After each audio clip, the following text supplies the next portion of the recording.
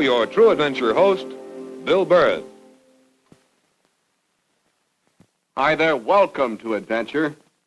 According to the story by Daniel Defoe, Robinson Crusoe spent more than 20 years on his desert island before being rescued. Now, actually, Alexander Selkirk, the real-life sailor whose adventures provided the inspiration for the Crusoe story, was marooned for months rather than years. And he was just plain lucky. Because in the early 1700s, that kind of rescue was a matter of blind chance. But today, anyone in trouble at sea has a lot more than chance working for him. Search and rescue is one of the primary activities provided by the United States Coast Guard in peacetime. And whether the trouble is a downed plane or a disabled liner or just a family pleasure craft with power failure, the men of the Coast Guard swing into action. Helicopters, planes, and surface craft begin scouring the sea. An overdue vessel is always considered an emergency. In an average year, the Coast Guard search and rescue program saves 5,000 lives and $450 million in property. In this episode of True Adventure, we're going to see how they go about it.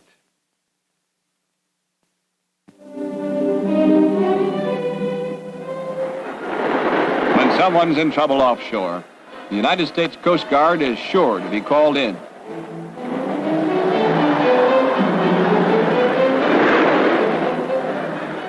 Distressed persons, vessels, or aircraft, all of these are the responsibility of the Coast Guard's search and rescue system. Coast Guard air stations operate round the clock, ready for any emergency. A distress call brings the whole system into action.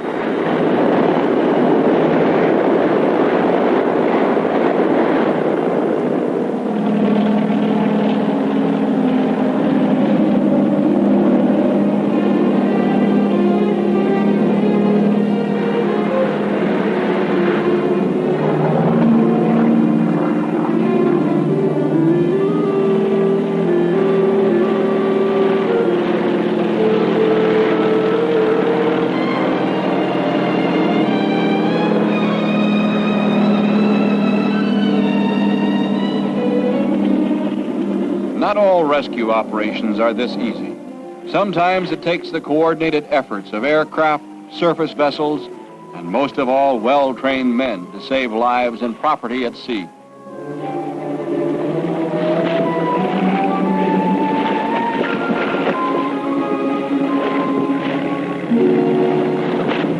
The Coast Guard is often put to work in cases of illness or injury. But you most often associate search and rescue with saving lives endangered by accident or foul weather, or sometimes, as we'll see, by simple thoughtlessness. Whatever the reason, though, a call for help means that search and rescue goes to work.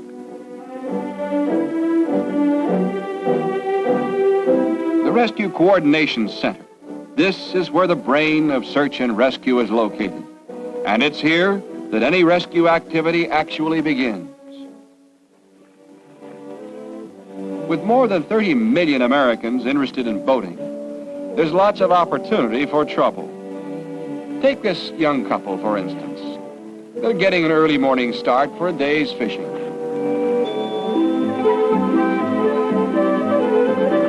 They plan to get their catch and be back in good time. Her mother expects them home by 4 this afternoon.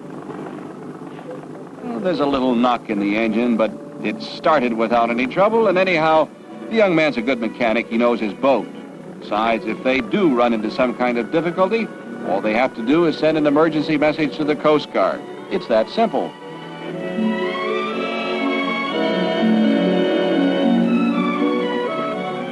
But today, the fish aren't cooperating. Perhaps they've moved to a better feeding area, so we'll just have to go after them.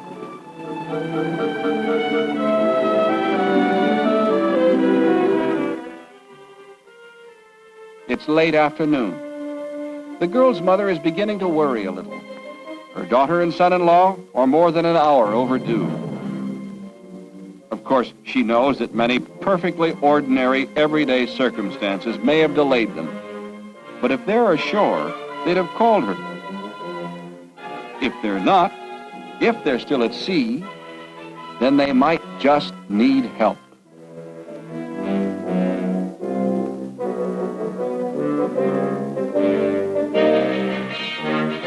controller gets the call at the Rescue Coordination Center. He asks for the number and description of the missing boat, the persons aboard, where they were going, when they were supposed to be back. To the Coast Guard, an overdue boat is never a routine matter. The controller puts an overdue marker on the boat's last known location. It may have moved. Of course, if it has, and if it is really in trouble, it may be hours before we find it.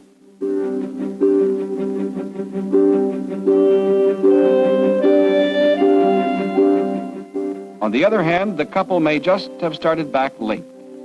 But the controller is taking no chances. Assuming trouble, he diverts a helicopter that's on its way home from an inland search for a small plane. And so, the search for the missing boat begins.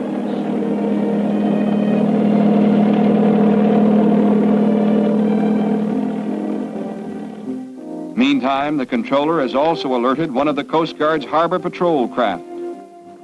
This 40-footer is on routine duty along the waterfront when word comes in to make an immediate search of the harbor. We still don't know for sure that the missing boat may not be somewhere quite close by.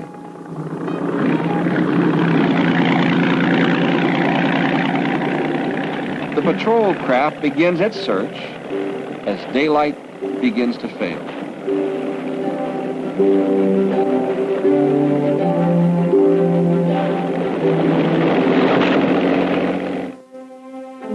Two hours overdue. Still, no sign of the missing boat. The controller drafts a message alerting all vessels in the area to be on the lookout. The alert goes to the message center.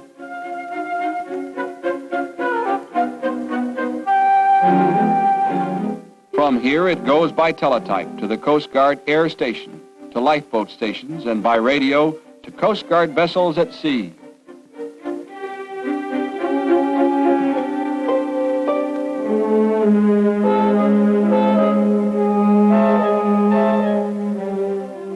At the Coast Guard air station, the alert message goes to the operations duty officer. More and more men are becoming involved in the search.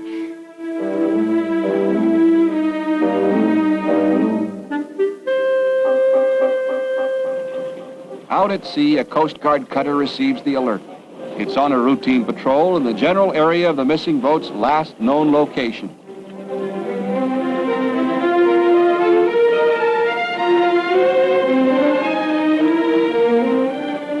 The cutter changes course and begins a search. But there's not much daylight left. Time for visual search is limited, and a small motorboat at sea is seldom found easily.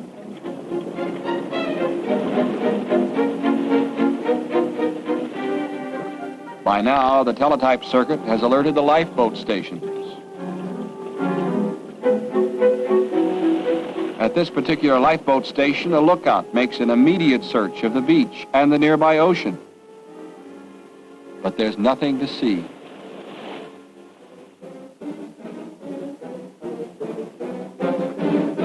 Minutes later, this 40-footer leaves the lifeboat station. It'll cover as much coastal area as possible before darkness falls.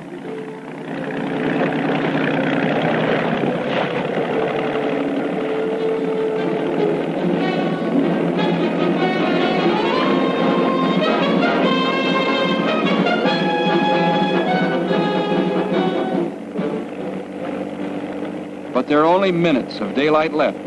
In addition to the 40-footer, this 36-foot lifeboat is sent in search along the coastline.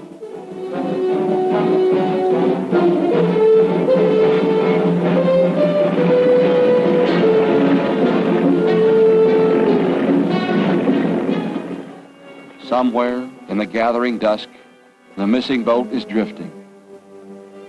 The young couple's troubles are multiplying. Engine trouble has left the boat helpless. A call to the Coast Guard would solve all their problems. But with a low battery and no engine to replenish it, the radio will receive but won't transmit. It looks like a long night ahead.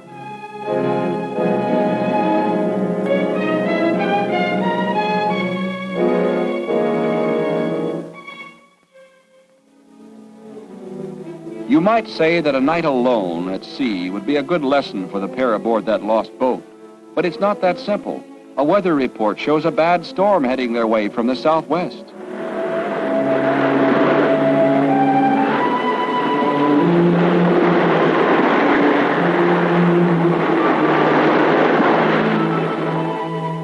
The chance of bad weather makes the search even more urgent. The controller tells the 95-footer to search all night using radar and notifies him of the storm moving in from the south. The area covered by the search is growing. A boat lost at sea without power or radio facilities is in definite trouble. The Coast Guard radio station broadcasts the weather report about the storm to the entire search and rescue network. Radio contact with shore installations and ships at sea is constantly maintained. The operation has moved into high gear.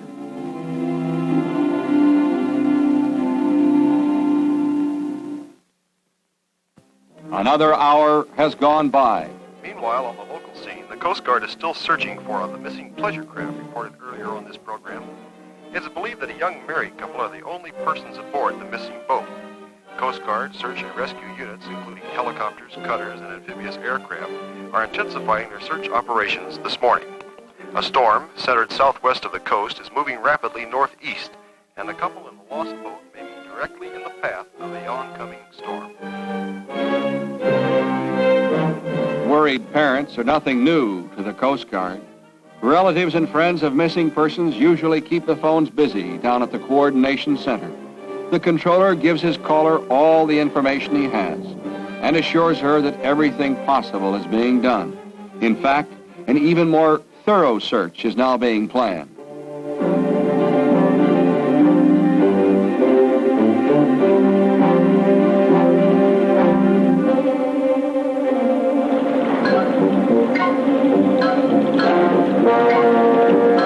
The controller radios the 95-foot cutter, advising the skipper that if necessary, aircraft will be added to the search force as soon as there's light enough to see by. In areas of heavy air and boat traffic, the Rescue Coordination Center is a busy place.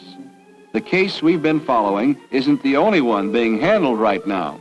There are others: sinkings, groundings, medical evacuations, and aircraft incidents keep the teletypes busy. The storm has grown worse. The storm's progress is watched carefully at the Rescue Coordination Center. This is the commanding officer of the Coast Guard Air Station, at home and almost ready for bed.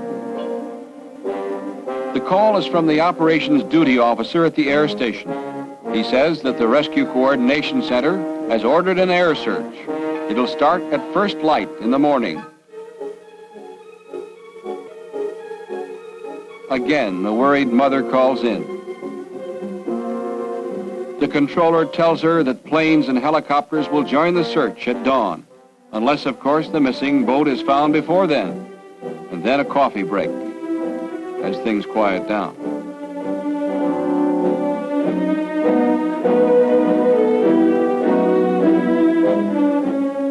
But not for long. A plane is missing up north. The controller marks its last known position on the big chart. Meanwhile, the cutter continues its search for the lost boat. Dawn and still no luck.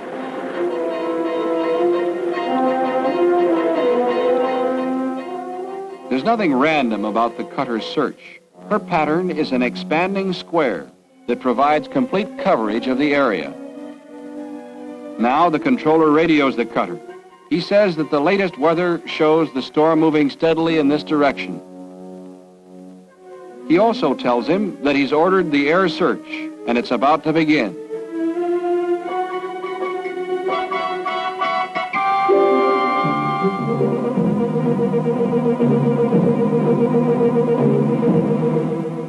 The storm front is now affecting local weather conditions. Storm warning signals are being raised.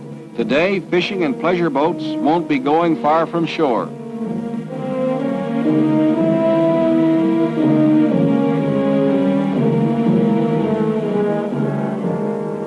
The cutter's commanding officer is given full details of the impending air search.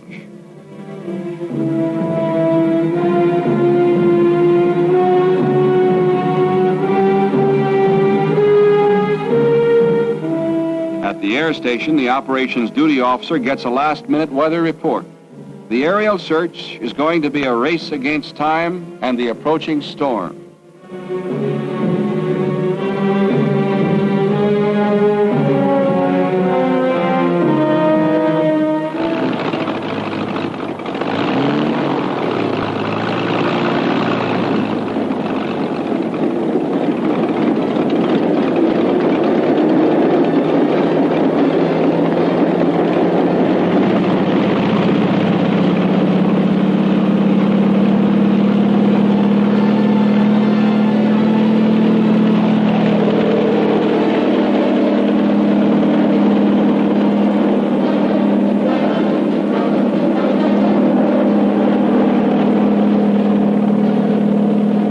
Next aircraft out is the amphibian. It can land or take off on either land or sea, and it has more range and speed than a helicopter.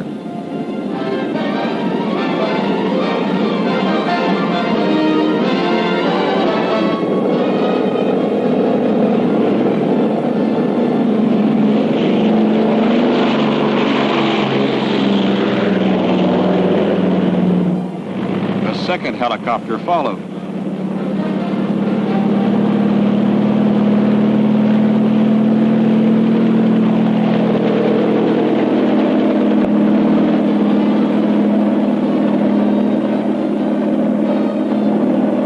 With the aircraft on the job, the Coordination Center reevaluates the whole situation. This is the area that the boats from the lifeboat station covered before dark yesterday.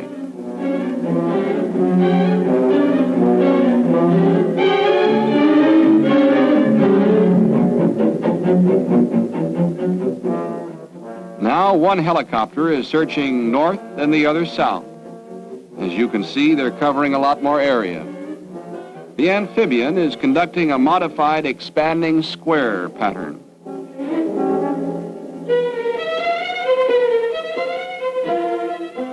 The amphibian moves seaward from the shore area. Each leg of its pattern increases the size of the area searched.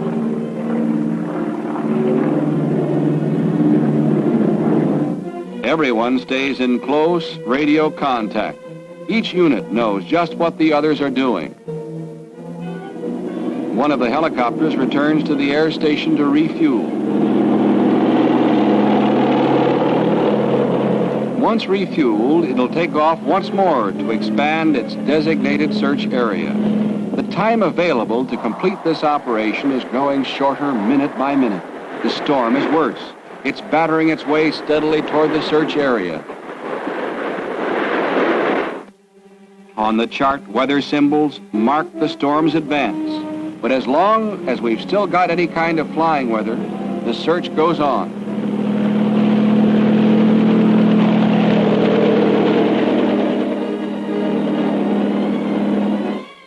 The helicopter's previous search is now extended further toward the south along the beach.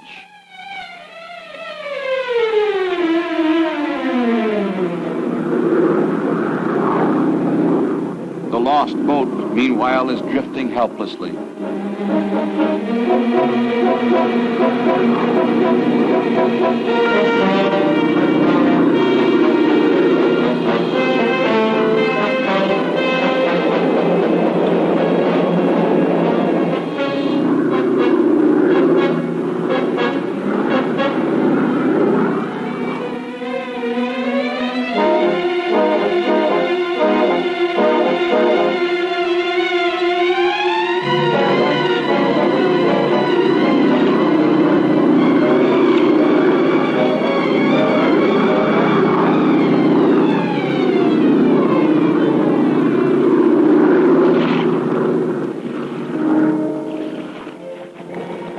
The cutter gets the word from the plane the boat's been found. Getting the boat's location, it immediately starts off in that direction.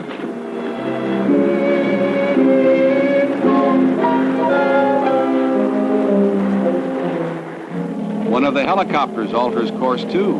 It'll hurry to the scene, take the boat in tow.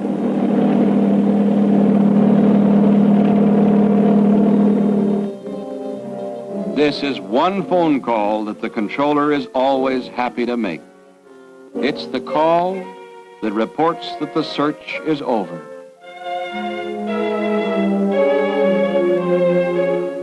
The lost boat's been found, and both occupants are safe. He also tells her that her daughter and son-in-law will soon be ashore, and the time and place she can meet them.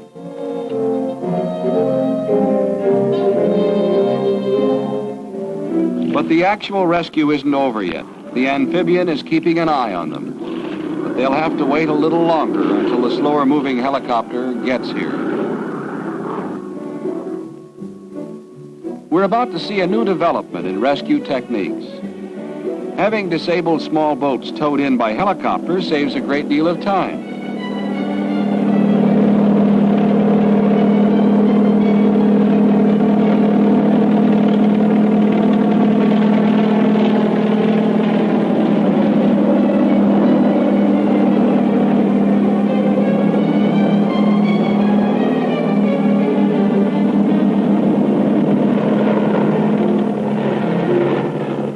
A tow line is dropped to the waiting boat.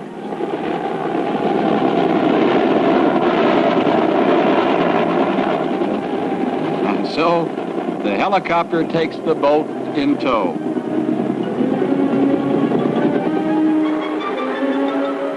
The copter will tow the boat far enough to rendezvous with the 95-footer, which is on its way to meet them. The tug-bird operation is just about to come to an end when the cutter arrives. From here, the cutter will take over.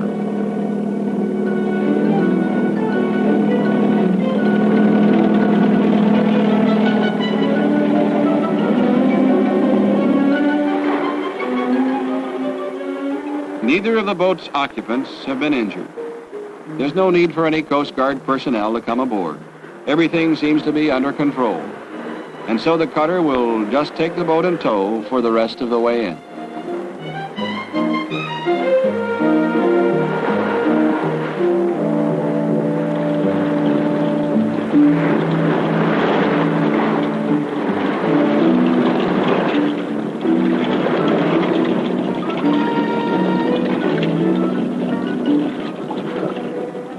Safely inside the harbor now, the cutter maneuvers the boat into position to come alongside the dock.